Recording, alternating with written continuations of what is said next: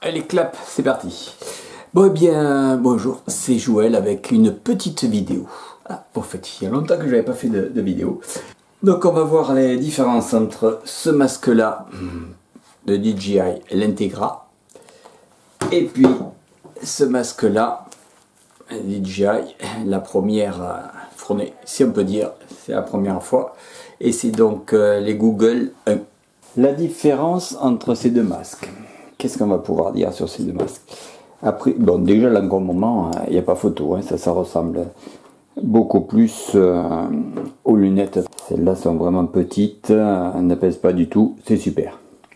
Là, déjà, c'est un masque, c'est plus des lunettes, donc c'est plus encombrant, mais ça fait le taf. Deuxième chose, moi j'avais mis donc ma batterie sur l'arrière avec un fil et un interrupteur. Et là, donc la batterie est sur l'arrière, donc pour moi ça change rien, même s'il y a pas mal de poids sur l'arrière. D'origine, c'est beaucoup mieux que ce masque-là, mais c'est pas super. Donc j'essaie avec des anciennes mousses d'adapter quelque chose, sans quoi j'achèterai.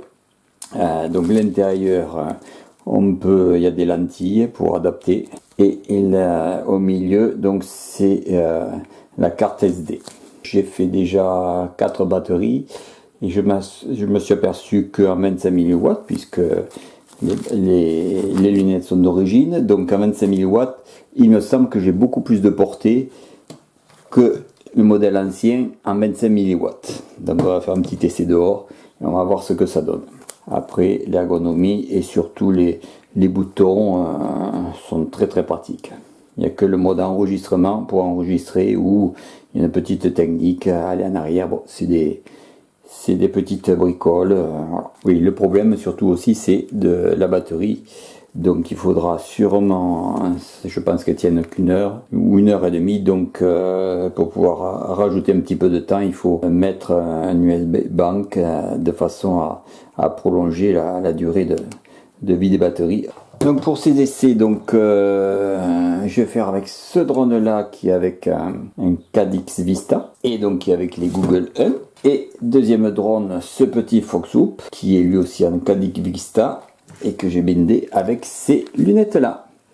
Alors là, petite astuce, parce qu'en effet j'avais mis le dernier firmware là dessus, qui est firmware de l'Avatar, et pas moyen d'armer et surtout de binder avec ce drone là. Donc il faut l'ancienne version, il faut se méfier que peut-être en premier mettre une nouvelle version du Vista, regarder la version et mettre le même numéro de version pour le masque.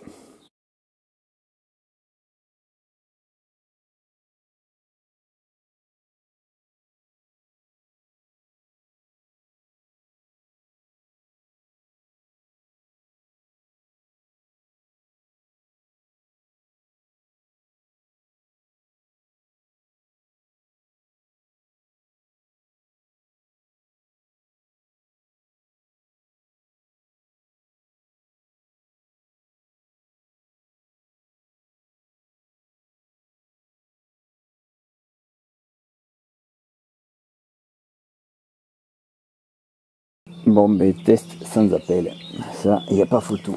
Donc là, dès que je vais vers mon petit garage, je perds la connexion avec l'ancien masque et le Vista, et avec le nouveau firmware de Vista là-dessus, ainsi que le nouveau masque, ben il n'y a pas photo. La réception est juste, mais on peut continuer à voler. Les lunettes Intégra.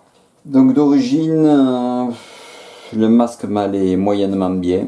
Alors j'avais des mousses de lunettes de la version DJI, les V1, que j'avais remplacé, donc les mousses d'origine. J'ai coupé un petit peu la mousse et j'ai pu les intégrer là-dedans en mettant un petit peu de velcro. Et pour l'instant, ça a l'air d'aller pas trop mal. En tout cas, c'est déjà beaucoup plus confortable. Et du coup, ça éloigne un petit peu les yeux des lentilles. Et ça, c'est pas mal. Après, le confort, ça a l'air bien. À voir avec le temps.